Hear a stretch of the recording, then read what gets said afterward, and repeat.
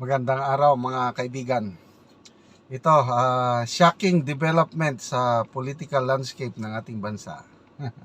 Dalawang senador ng alyansa, parang nakukulangan na sila sa endorsing power ng kanilang boss na si PBBM. Ito, nagpa-endorso kay former Vice President Leni Robredo. Ito, post ni VOBPH. Ha ha ha, sabi niya.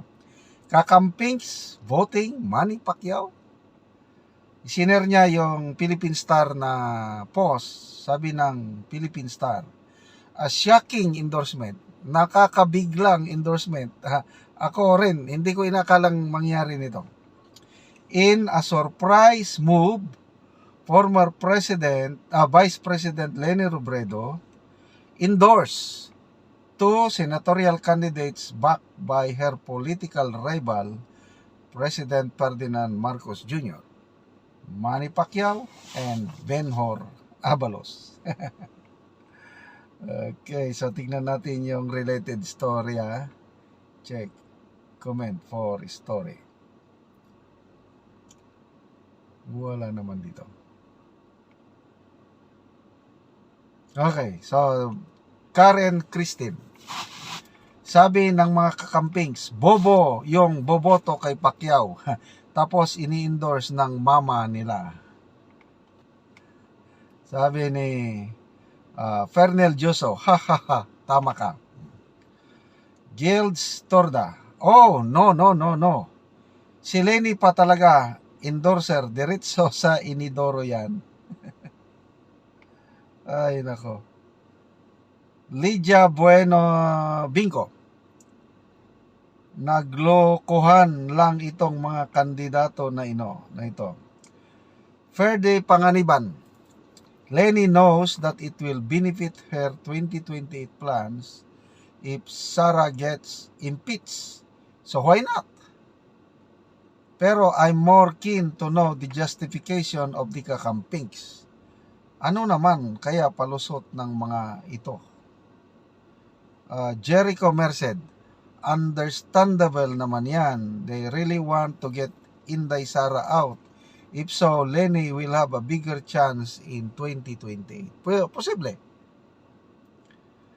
Inigo Espileta, kakampings are in shambles na rin.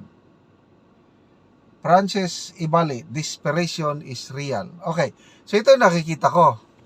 On the part of Abalos and Pacquiao, lalo na si Abalos, malayo siya sa Magic 12. Si Pacquiao, may pag-asa pa, kailang alanganin. Malalakas yung mga kalaban niya. Nag-aagawan sila sa number 11, number 12. Ang dami nilang nag-aagawan. Kaya itong si Pacquiao, hanap ng paraan para makakuha ng boto, ma-endorso. Kaya lumapit siya kay Leni at si Madam Leni naman, pumayag naman mag-endorso. So, una kong nakikita dito is ang alyansa, kung barko pa ito, is palubog na. Ayun, umalis ng dalawa, Aimee and Villar. Inendorso na ni BP Sara. Ito naman ngayon, nagpa-endorso si Abalos at ano. So, makikita niya si BBM, hindi na nangangampanya ngayon. Dapat sana itong stage na ito, malapit ng eleksyon, ito na sana ang bira-bira ng ano. Kung nandito lang sana ang Tatay Digong natin, talagang kahit may edad na yon, iikot na yan na yan, mangulo sa PDP laban niya. So bakit ang Pangulo, wala na. Last political rally niya is I think Rizal ata, Antipolo Rizal. After that wala na. Visayas, Mindanao, wala na. So anong ibig sabihin nun? Wala na. Nakita nila na hindi na siguro epektibo na mag-endorso pa yung kakampanya pang presidente kasi nga lumagapak na yung ratings niya. Naramdaman na nila yung hinaing o galit ba o pagtatampo ng taong bayan yung ginawa nila kay PRRD at saka yung hirap ng buhay. Yung survey ng Pulse Asia, dalawang factor yun bakit sumadsad ang rating ni PBBM na according to them, Claire Castro, fake news. Paano magiging fake news na Pulse Asia yan? Very credible. Economic, inflation, hindi na kaya ng administrasyon ito ang pag-control sa presyo. Mababang sahod, corruption, yun yung issue na hindi talaga matugunan ng administrasyon. Kaya ang taong bayan dismayado. Plus, sa politiko, yung ginawa nila kay PRRD. Lumalagapak na ang ratings ng alyansa candidates. Bumababa. Ang nagiging number 1, number 2 na si Bongo at saka si Bato de la Rosa. Lumalapit na sa winning circle Marcoleta, Philip Salvador, Attorney Vic Rodriguez, Attorney Bondok, lumalapit na sila. So ito na ngayon, nagpapaindor. So, desperado ang dalawang ito at bakit si Madam Leni ang pinili? Wala naman silang ibang malapitan. Pumayag naman si Madam Leni. Kaya lang, sa mga nababasa kong comments kanina, mga kakamping, sabi, binotohan ko si Leni noong 2022, kaya lang ngayon nadismayado ako. Hindi ko iboboto ang mga iyan, Pacquiao and Abalos, kahit inendorso pa sila ni VP Leni. Yun yung mga nababasa kong comments. So, may plano ba si Madam Leni na tatakbo sa 2028? Posible. Kasi sa mga surveys, pumapangatlo siya eh. VP Sara, Senator Raffy Tulfo, VP Leni, pwede siyang tumakbo. Lalo na kung nakikita nila na ma-impeach nila si VP Sara, so mawawala na si VP Sara. Mas lalong lalaki ang chances ni VP Leni na manalo. Kung si Romualdez lang ang kalaban niya, baka may chance siya manalo. So, yun. Ganyan na po ang politika natin. Gamitan na. At ito na, desperado na talaga si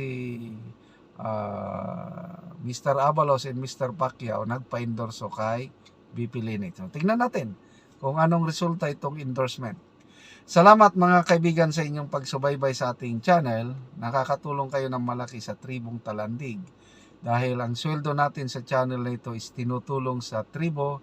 Namimigay tayo ngayon ng mga yero at pako para ma-repair ang sira-sirang bahay ng Tribong Talandig sa Bukidnon.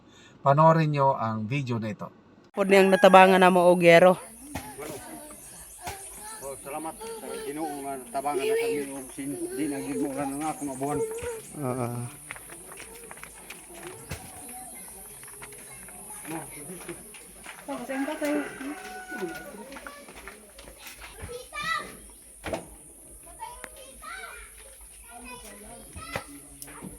Og karon mo na ni ang atop sa natabangan na mo og yero.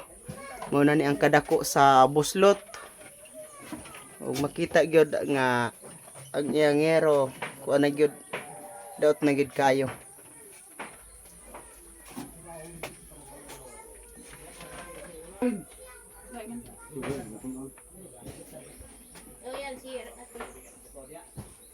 Og karon ate kuya unsa inyong maistorya nga karon abot nang inyong yero og makaatop na gyud mo og nindot mapulihan na inyong atop nga kuan na dako na gyud kayo og buslot. Unsa inyong ika-istorya? Salamat sa Ginoo bisan pa man sa nagtan-aw sa video ug sa mga sponsor ani bisan pa man sa nagatag ani nga tabang. Salamat niya bisan pa sa salamat sa Ginoo nga gihatagan gyud og tagaan niya kuan panalangin. nalangin nga adunay tao nga iyang gigamit nga makatak nga tagaan sin dili na dai mi maulanan. Salamat kay sa Ginoo.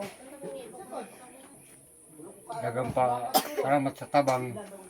Dagang pa ang nanginahanglan sa amuwa mga ug tabang. Salamat sa Ginoo. Mara ni nakatag og tabang sa amuha. Salamat kay sa Ginoo. Tas ang pagyapon kinabuhi ang nagatag ani. Nadugang pa mga panalangin ang madagayaon nihatag sa Ginoo siya. Mm. Salamat. Sige. Sige ate, kuya, salamat. Salamat po. Oo, sige. God bless.